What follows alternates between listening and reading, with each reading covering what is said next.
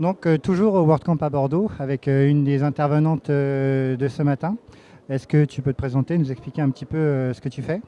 Bonjour, je m'appelle Gabrielle Denis. Je dirige une agence de contenu web qui s'appelle Editoile, basée ici à Bordeaux, puisque nous sommes au WordCamp Bordeaux.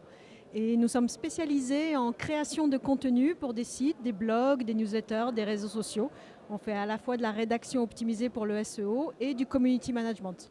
D'accord, donc tu es la locale de l'étape en fait. Exactement. Super, il en faut de toute façon.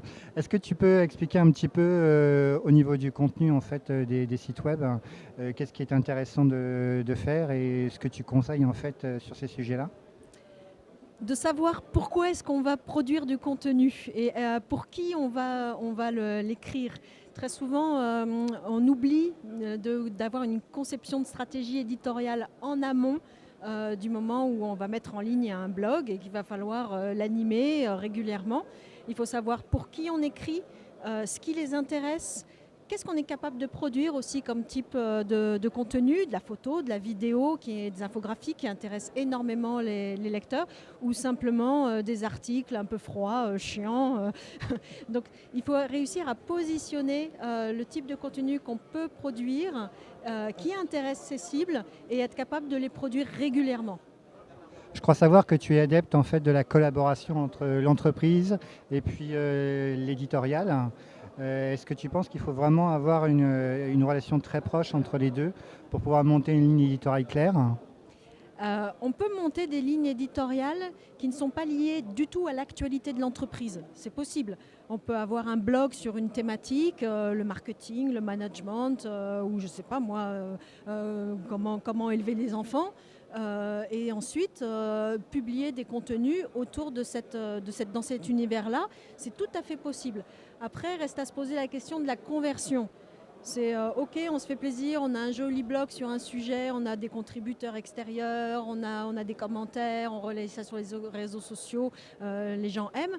Mais qu'est-ce que ça rapporte concrètement à l'entreprise en termes de conversion? Est-ce que l'on a récupéré des contacts? Est-ce qu'on a eu des demandes clients? Est-ce qu'on a amélioré le positionnement dans Google en fonction de certains mots-clés cibles?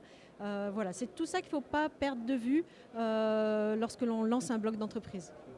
Qu'est-ce que tu penses de WordPress, de l'outil WordPress, hein? Quelles sont les choses que tu aimes, d'autres éventuellement que tu n'aimes pas, ou des choses que tu as vues que tu aimes bien et des choses que tu aimerais voir et que tu n'as pas encore vues dans l'outil?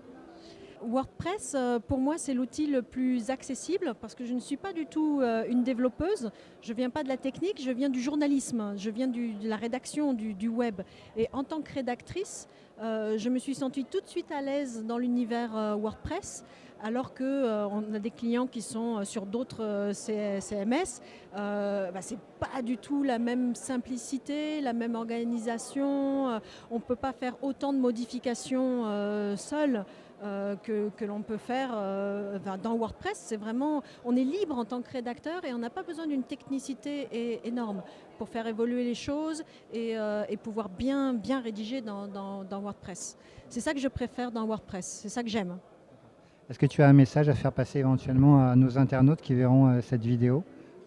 Oui, rédiger du contenu. C'est une course de fond, un marathon, la rédaction de contenu et le référencement naturel.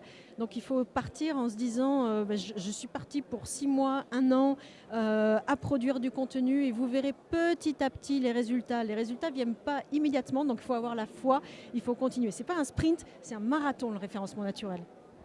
Quelle belle phrase de fin, il faut avoir la foi. Super, merci beaucoup. Merci beaucoup à toi pour cette interview.